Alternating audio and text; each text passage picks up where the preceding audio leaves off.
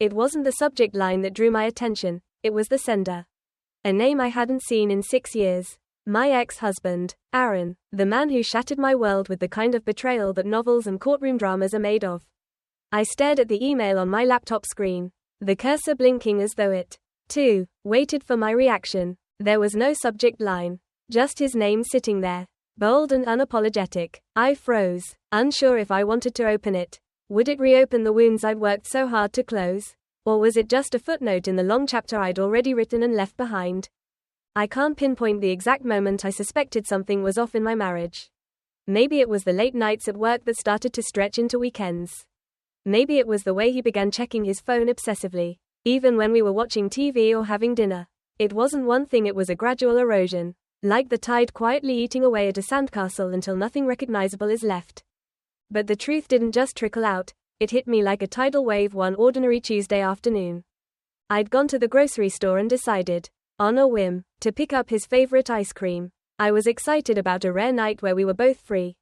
Maybe, I thought, we could reignite something between us. The flame had dimmed, but it wasn't gone, or so I believed. When I walked into our house, the first thing I noticed was the silence. Aaron worked from home, so I expected the hum of his keyboard or the sound of a phone call. Instead, there was a deafening quiet. I called his name, no answer. I went upstairs, expecting to find him in the office. But the door to our bedroom was ajar. Something about the angle of the door made my stomach clench. I pushed it open and froze. The details are burned into my memory, sharp and vivid, like a scar that never quite fades.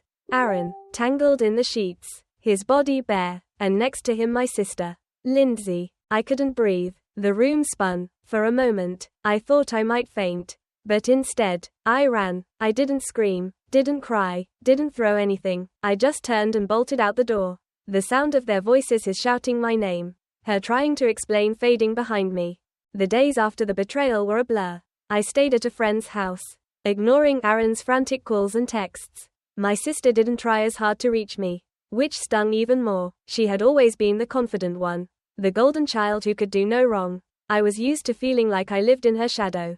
But this was a darkness I never saw coming. Aaron's excuses were predictable. It was a mistake. He was lost. He didn't mean for it to happen. Lindsay's explanations were worse, vague, hollow attempts to justify the unjustifiable. I filed for divorce within a week. The hardest part wasn't signing the papers or dividing up our belongings. It wasn't even the loneliness that followed, though that was brutal in its own right. It was the betrayal by two people I thought I could trust implicitly. The husband I'd vowed to spend my life with and the sister I'd shared my childhood with. Both had shattered my sense of security, my belief in family, my faith in love. My parents tried to stay neutral, but even that felt like a betrayal. Lindsay was their baby, the youngest, the one they couldn't stay mad at for long. They didn't condone what she did, but they didn't cut her out either. For them, forgiveness came easily, too easily. For me, it was harder. I couldn't even look at her, let alone sit through the awkward family gatherings where everyone pretended nothing had happened. Eventually, I stopped going. Birthdays, holidays, anniversaries, they all went on without me. I wasn't part of the family anymore. Not really. And now, 6 years later, here it was, an email from the man who had wrecked my life. I hovered over it, my finger trembling above the mouse. I wasn't the same woman I'd been back then, crying in my car outside a lawyer's office. I'd rebuilt myself, brick by brick, piece by piece, but his name alone was enough to remind me of how fragile those pieces could feel. Finally, I clicked. It was short, just a few paragraphs. He wrote about how he'd been thinking about me, about what he did, and how he wished he could take it all back. He said he understood if I hated him but wanted me to know how sorry he was. He asked for forgiveness, not to rekindle anything, just to ease his own guilt. I read it twice, then closed my laptop. My heart felt heavy, but not shattered. The words stirred something in me, but they didn't break me. I wasn't sure if I'd respond. Maybe I didn't need to. Maybe the closure I sought was already within me. After the divorce, I rented a small apartment on the edge of town. It wasn't much, a one-bedroom unit with outdated appliances and carpets that seemed permanently stained, but it was mine. For the first time in years, I had a space that wasn't shared, where I didn't have to compromise or walk on eggshells. It was liberating in theory, but in practice, it felt unbearably lonely. The first night, I sat on the worn-out sofa, staring at the blank walls, and wondered if I'd made a mistake. My phone buzzed constantly that week, messages from Aaron, my parents, even Lindsay. I didn't answer any of them. I didn't trust myself not to say something I'd regret. I kept busy by throwing myself into work. My job at the marketing firm became my lifeline, the one place where I felt competent and in control. I stayed late most evenings, volunteering for projects no one else wanted. It wasn't passion driving me, it was avoidance. As long as I was at the office, I didn't have to face the deafening silence of my new life. The loneliness crept in like a slow-moving fog. It wasn't the kind you could banish with a phone call or a night out. It was deeper, more insidious. I stopped going to the gym because I couldn't stand the happy couples on the treadmills. I avoided restaurants where Aaron and I used to eat. Even grocery shopping became a chore. Every aisle a minefield of memories. One Saturday, I tried to reconnect with an old friend. We met for coffee, but the conversation felt strained, like we were both trying too hard to pretend nothing had changed. I hadn't told her the full story, just the sanitized version. Aaron cheated. We divorced. Saying, with my sister, felt too raw, too humiliating. She kept glancing at her phone, and I realized I wasn't the same person she used to know. I wasn't fun anymore. I was bitter, guarded, and full of unspoken grief. By the time I got home, I'd decided it was better to keep my circle small, safer. The turning point came unexpectedly, as these things often do. One evening, I was cleaning out an old box of junk I'd moved from the house. Amid the random clutter, expired coupons, mismatched socks, a pair of Aaron's cufflinks, I found a sketchpad I hadn't touched in years. I'd always loved drawing, though I'd let it fall by the wayside once adult life took over. Flipping through the pages, I felt a strange ache in my chest. The sketches were simple flowers, landscapes, quick portraits of strangers in coffee shops, but they were mine. That night, I picked up a pencil for the first time in years. My hand felt awkward at first, the lines shaky and uncertain. But it didn't matter. For the first time in months, I felt something other than pain. Drawing became my therapy. I'd spend hours sketching, losing myself in the rhythm of pencil on paper. It wasn't about creating something perfect, it was about feeling like I could create anything at all. Through my art, I began to rebuild a sense of self. I started taking evening classes at a local community center, where I met other people, ordinary, imperfect, kind people who were also searching for something. Some were retirees trying to fill their days, others were single moms looking for a moment of peace. We weren't friends exactly, but there was a quiet camaraderie that felt comforting. One of my classmates encouraged me to join an art show at the center. It was a small event, just a handful of locals displaying their work in a makeshift gallery. I almost said no, afraid of putting myself out there. But then I thought, why not? What did I have to lose? The show was a turning point. Seeing my sketches on the wall, with strangers pausing to admire them, felt like a declaration. I was more than what had happened to me.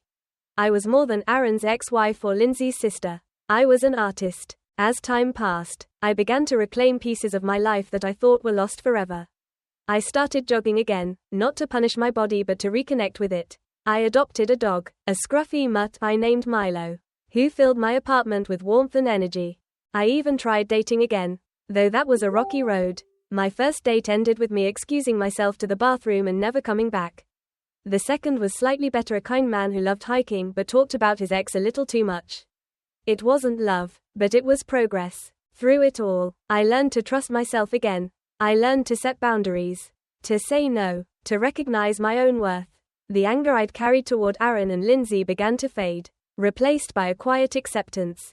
They had hurt me, yes, but they didn't define me. Months later, I found myself thinking about the email Aaron had sent. It still sat in my inbox, unread beyond that first glance. At the time, I wasn't ready to confront it. But now, I felt different, stronger, more grounded. I opened it again, reading his words with fresh eyes. They didn't feel like daggers anymore. They felt like the ramblings of a man who was as lost then as I had been. He wasn't asking for forgiveness for my sake, he was asking for his own. And for the first time, I realized I didn't need an apology. I didn't need closure from him because I'd already found it within myself. I closed the email without responding. It was a Saturday morning, one of those crisp fall days when the sunlight streams through the window just right, casting everything in a golden hue. I was sitting at my kitchen table with Milo curled up at my feet. The smell of coffee filled the air, and my sketch pad lay open, Half-finished doodles scrawled across the page. It had been months since Aaron's email arrived in my inbox. I hadn't forgotten about it, but I hadn't felt compelled to act on it either. It was as though his words had slipped into some corner of my mind. Present but unimportant. But that morning, as I absent-mindedly scrolled through my emails, I saw it again. His name, still bold, still waiting. This time, I clicked. I read his words slowly, letting each sentence sink in. He admitted he'd been selfish and reckless, that he hadn't considered the depth of the pain he'd caused. He said he didn't expect my forgiveness, but he hoped I was happy now. There was no plea for reconciliation, no attempt to reopen old wounds, just an apology. At the bottom of the email, he mentioned Lindsay. He wrote that their relationship hadn't lasted, that they'd broken up within a year. He didn't elaborate, but the words carried an air of regret, like he was acknowledging that their betrayal had cost him more than he'd bargained for.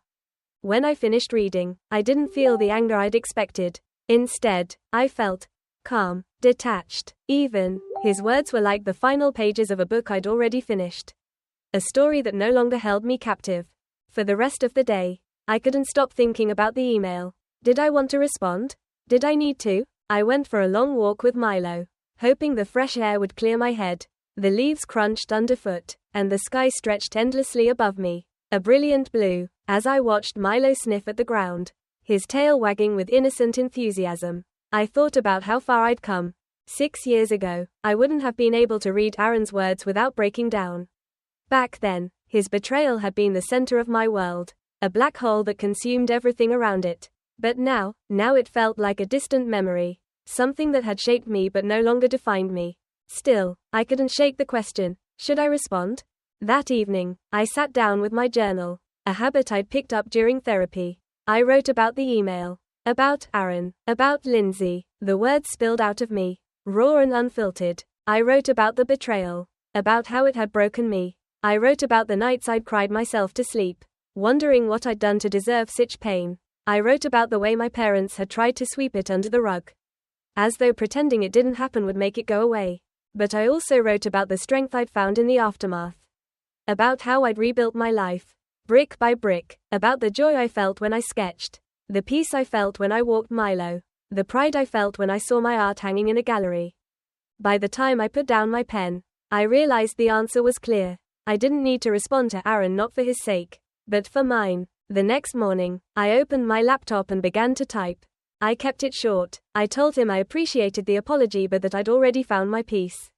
I told him I didn't hold on to anger anymore, that I hoped he could find his own path forward. And then, with my finger hovering over the send button, I paused. For a moment, I wondered if it was worth it. Did he really deserve my response? But then I thought about how far I'd come. This wasn't about him, it was about me. It was about reclaiming my story, about proving to myself that I wasn't bound by the pain he'd caused. I hit send. After sending the email, I expected to feel a wave of relief or closure. But what I felt was simpler, a quiet sense of finality. It wasn't dramatic or life-changing. It was just done. The chapter was closed. The book was shelved. Aaron's betrayal would always be a part of my story, but it was no longer the centerpiece. It was just one thread in the tapestry of my life, a thread I no longer needed to untangle. That week, I visited my parents for the first time in years. I wasn't sure what had changed. Maybe it was the email. Maybe it was just time, but I felt ready. When I walked through the door, my mom's face lit up with surprise. She hugged me tightly, and for the first time in years, I let her. My dad looked at me with the same quiet warmth he always had. And I realized how much I'd missed them. We didn't talk about Aaron or Lindsay. We didn't need to. Instead, we talked about the present, about Milo, about my art, about the new coffee shop that had opened down the street. For the first time in years, I felt like I belonged. Life has a way of testing your resolve when you least expect it. It happened on a quiet Sunday afternoon at a local bookstore, a place I often visited when I wanted to feel small in a comforting way. Surrounded by shelves of untold stories, I was flipping through a collection of poetry when I heard her voice. It was unmistakable, even after all these years. Lindsay. My body tensed instinctively, my fingers gripping the edge of the book like it could anchor me. I turned my head slowly, half hoping I was wrong. But there she was, standing just a few feet away, laughing with someone I didn't recognize. She hadn't seen me yet, but I couldn't move. My heart raced as a flood of emotions surged through me: anger, hurt, resentment, and something quieter, something I hadn't felt in years, pity. She looked tired. The confidence that had always defined her seemed dulled, her laugh less radiant than I remembered. She wasn't the Lindsay who had once overshadowed me, she was just a woman browsing for books. And then she saw me. Her face froze, her laughter fading mid-breath. For a moment, we just stared at each other, two statues in the middle of an ordinary day. "Hi," she said finally, her voice barely above a whisper. I nodded, unsure if I could trust my voice. "I wasn't expecting to see you here," she continued, awkwardly clutching the book in her hands. "Neither was I thought. But I didn't say it. Instead, I took a deep breath and said, 'It's been a while.'" She nodded, her eyes darting around the room like she was looking for an escape. But then she surprised me. "Do you have a minute? I'd like to talk." Part of me wanted to say no, to walk away and leave her standing there with whatever guilt or regret she carried. But another part of me, the part that had worked so hard to move forward, knew this moment could be an opportunity for closure. I gestured toward a small cafe at the back of the store. "Sure." We sat at a corner table, the air between us heavy with unspoken words. Lindsay fiddled with the edge of her book, her once steady hands now trembling slightly. "I don't even know where to start," she said, her voice cracking. "I've wanted to reach out so many times. But I didn't think you'd want to hear from me." She was right, I hadn't wanted to. But now, sitting across from her, I felt a strange sense of curiosity. What could she possibly say after all this time? "I was wrong," she began, her eyes glistening with unshed tears. "About everything. I betrayed you in the worst way. And I've regretted it every day since." Her words were earnest, but they didn't hit me the way they once might have. Instead of anger, I felt an odd detachment, like I was watching a scene play out in a movie. "I was selfish," she continued, her voice barely audible. "I thought I was in love with him. But I was just lost. And I hurt you, and I've hated myself for it ever since." I let her speak, her words tumbling out like a dam had finally broken. She apologized over and over, each one more desperate than the last. When she finally fell silent, I took a moment to gather my thoughts. "I won't lie," I said, my voice calm but firm. "What you and Aaron did broke me. It took me years to put myself back together. But I did, and I've realized that holding on to anger only hurts me more." Her eyes widened, and for a moment, I thought she might cry. "So, you forgive me?" I thought about it. Forgiveness was a tricky thing. It didn't mean forgetting or excusing what she'd done. It meant letting go of the power it held over me. "I forgive you," I said finally, "but that doesn't mean we can go back to the way things were. Too much has changed." She nodded, her expression a mix of relief and sadness. "I understand. Thank you. That's more than I deserve."